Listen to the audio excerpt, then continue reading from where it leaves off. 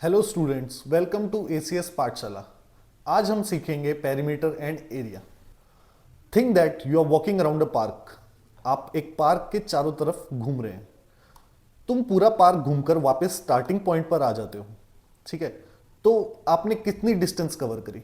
ये डिस्टेंस जो आपने कवर करी है when you walk around the park, ये वाली डिस्टेंस, इसको कहते हैं पेरीमीटर।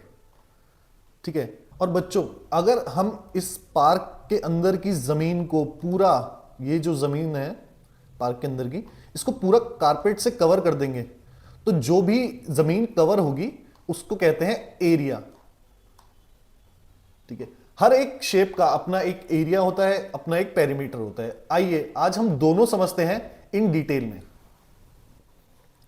तो देखिए, perimeter is the total length और distance of any shape around its boundary. Perimeter का मतलब होता है किसी भी शेप की बाउंड्री की टोटल लेंथ। वो शेप चाहे रेक्टेंगल हो, स्क्वायर हो, ट्राइंगल हो, सर्कल हो, सारी शेप्स का अपना एक अलग पेरीमीटर होगा।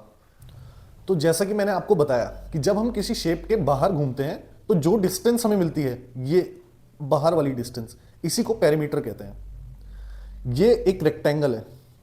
ठीक है, इसको हमने कैसे पहचाना? इसकी जो ऑपोजिट साइड है वो इक्वल होती है। सो रेक्टेंगल का पेरीमीटर क्या होगा? लेंथ प्लस ब्रेथ प्लस ये वाली लेंथ प्लस ये वाली ब्रेथ। तो ये जो चारों साइड्स है रेक्टेंगल की, इसको हम सम कर देंगे। तो perimeter is equal to length plus breadth plus length plus breadth. Perimeter of rectangle की बात हो रही है यहां पर। ठीक है, जिसका मतलब होता है, इसको शॉर्टली लिखते हैं 2 लेंथ प्लस ब्रेथ, ऐसे। ठीक है, ये पेरीमीटर ऑफ रेक्टेंगल होता है।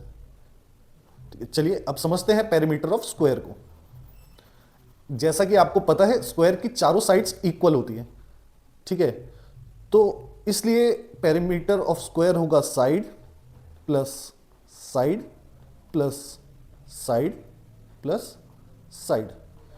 तो पेरीमीटर ऑफ स्क्वायर को शॉर्ट में हम लिखते हैं 4 इंटू साइड। ठीक है, जो भी साइड की लेंथ होगी तो उसका पेरीमीटर निकल जाएगा। अब जैसे कि मान लेते हैं कि ये स्क्वायर है, इसकी साइड है 5 सेंटीमीटर, तो perimeter is equal to 4 into side. तो इक्वल टू कितना हो जाएगा? 4 इंटू 5, जो कि हो जाएगा 20 सेंटीमीटर। चलिए अब देखते हैं ट्राइंगल को। ट्राइंगल में 3 साइड होती है, तो ट्राइंगल का पेरीमीटर होगा side plus side plus side. ठीक है, इसमें सिर्फ और सिर्फ तीनों साइड का सम हो जाता है और इसमें कुछ नहीं होता। जैसे कि हम एग्जांपल लेते हैं, एक ट्राइंगल की साइड है जो कि है 4 सेंटीमीटर, एक साइड है 3 सेंटीमीटर और एक साइड है 5 सेंटीमीटर। तो इसका पेरीमीटर हो जाएगा 4 प्लस 3 प्लस 5। तो टोटल पेरीमीटर आएगा 4 प्लस 3 प्लस 5, जो कि होता है 12 सेंटीमीटर। ठीक है, चलिए अब हमने एक एग्जाम्पल देखा स्क्वायर का, एक एग्जाम्पल देखा ट्राइंगल का। अब हम एक एग्जाम्पल देखते हैं रेक्टेंगल का। जैसा कि मैंने आपको बताया था, रेक्टेंगल में अपोजिट साइड क्या होती है? इक्वल होती है। तो एक हम लेंथ लेते हैं जो कि है 7 सेंटीमीटर और ब्रेथ लेते हैं जो कि है 4 सेंटीमीटर।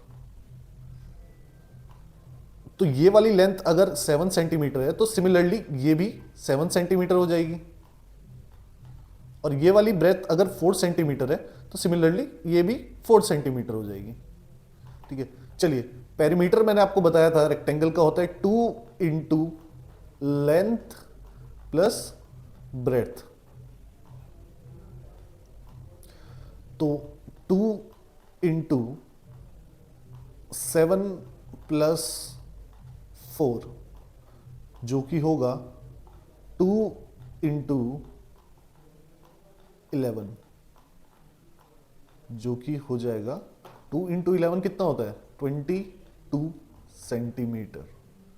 ठीक है, तो इसका पेरीमीटर हो गया 22 सेंटीमीटर। ऐसे ही अगर आप इसको 7 प्लस 4 प्लस 7 प्लस 4 करेंगे तो भी आपका 22 सेंटीमीटर ही आएगा सिमिलरली। ठीक है, तो चलिए आप पेरीमीटर समझ गए होंगे, अब चलते हैं एरिया पर। तो बच्चों जैसा कि मैंने आपको बताया था कि एरिया का मतलब होता है किसी शेप के अंदर की जगह। ठीक है, area is the amount of surface covered by a flat shape और फिगर। ठीक है, एरिया हमेशा मेजर होता है स्क्वायर यूनिट्स में, याद रखिएगा, जैसे कि सेंटीमीटर स्क्वायर, मीटर स्क्वायर। तो इस स्लाइड से आप देख पा रहे होंगे कि एरिया जो है वो ये अंदर की जो जगह है ये एरिया है, और बाहर जो मैंने शो किया है ये आपको, ये क्या है, पेरीमीटर। ठीक है, इस स्लाइड से आप थोड़ा अच्छा समझ पा रहे होंगे। एरिया ऑफ रेक्टेंगल बहुत इजी होता है, जस्ट याद रखो area of rectangle is equal to length into breadth. Suppose एक रेक्टेंगल है जिसका एरिया लेंथ है 4 सेंटीमीटर एंड ब्रेथ है 2 सेंटीमीटर, तो इसका एरिया हो जाएगा लेंथ इंटू ब्रेथ, जैसे कि मैंने आपको बताया था। ये कितना होगा 4 into 2 is equal to 8 centimetre square. तो इस रेक्टेंगल का एरिया हो जाएगा 8 सेंटीमीटर स्क्वायर। ऐसे ही स्क्वायर्स, जैसा कि मैंने आपको बताया था कि स्क्वायर्स की सारी साइड इक्वल होती है, तो स्क्वायर का एरिया होगा साइड इंटू साइड, जिसको कि हम कहते हैं ए स्क्वायर, जहां पर ए होता है साइड ऑफ स्क्वायर, कोई भी एक साइड हो सकती है।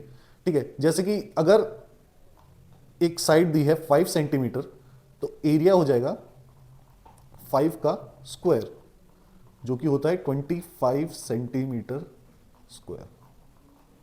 ठीक है, बहुत इजी है, कुछ नहीं करना है, बस छोटी छोटी बातें याद रखनी है। एक बहुत इंपॉर्टेंट बात है जो कि आपको समझनी होगी कि पेरीमीटर और एरिया दोनों अलग अलग होते हैं, कभी भी मिक्स मत करना। तो आज हमने क्या क्या सीखा? आज हमने सीखा कि perimeter is equal to total distance of boundary. किसी भी शेप का जो बाउंड्री होती है उसका जो टोटल डिस्टेंस होता है वो पेरीमीटर होता है। रेक्टेंगल का पेरीमीटर होता है 2 इंटू एल प्लस बी, जहां एल होता है लेंथ और बी होता है ब्रेथ। तो रेक्टेंगल का पेरीमीटर होता है 2 into length plus breath. Square का पेरीमीटर होता है 4 इंटू साइड्स, क्योंकि स्क्वायर की सारी साइड्स इक्वल होती है, इसलिए स्क्वायर का पेरीमीटर होता है 4 into side. Area is equal to surface covered by a shape. किसी भी शेप का एरिया उस शेप के अंदर के जो सरफेस होता है वो होता है। रेक्टेंगल का एरिया होता है लेंथ इंटू ब्रेथ और स्क्वायर का एरिया होता है साइड इंटू साइड। ठीक है, अगर हम कंसेप्ट को समझेंगे तो चैप्टर का आधा काम खुद ही हो जाएगा। बहुत इजी चैप्टर है, कुछ इतना इसमें हमें कुछ एक्स्ट्रा नहीं करना है। ठीक है, प्रैक्टिस क्वेश्चंस जब हम करेंगे तो ये और ज्यादा इजी हो जाता है। ठीक है, इसी तरह मैथ्स को इजीली समझने के लिए फॉलो कीजिए एसीएस पाठशाला को।